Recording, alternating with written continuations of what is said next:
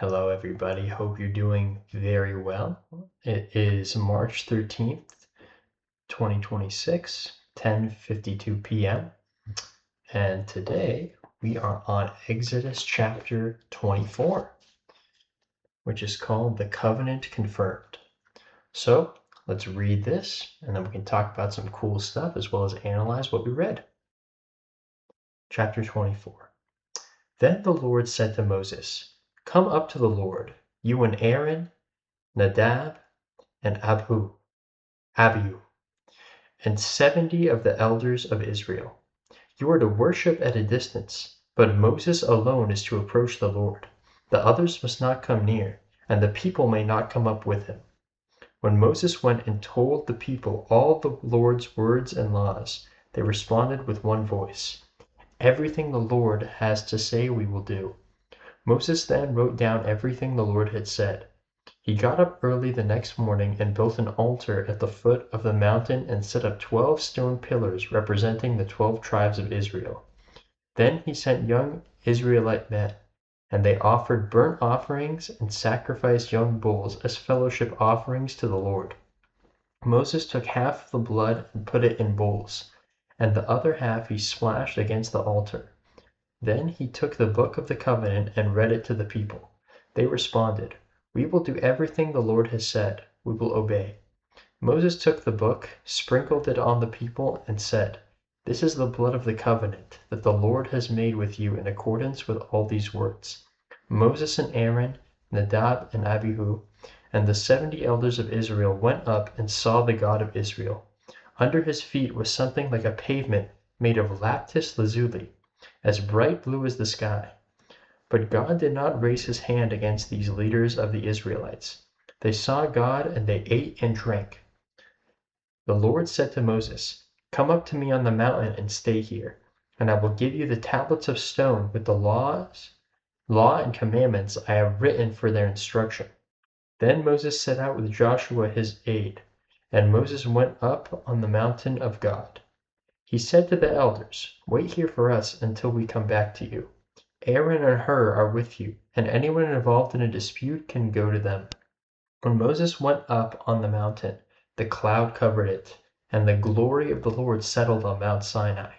For 6 days the cloud covered the mountain, and on the seventh day the Lord called to Moses from within the cloud.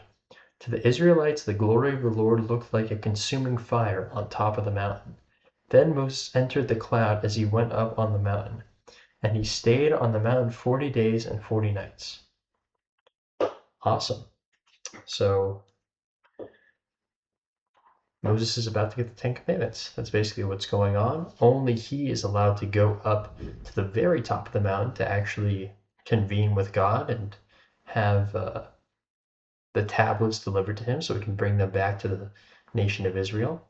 And some others are allowed to go kind of midway up the mountain. Aaron, Nadab, Abihu, and 70 of the elders of Israel. Let me make sure I'm saying the last name right.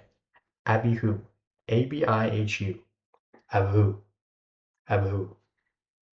Is it Abu? I don't think so. Abihu.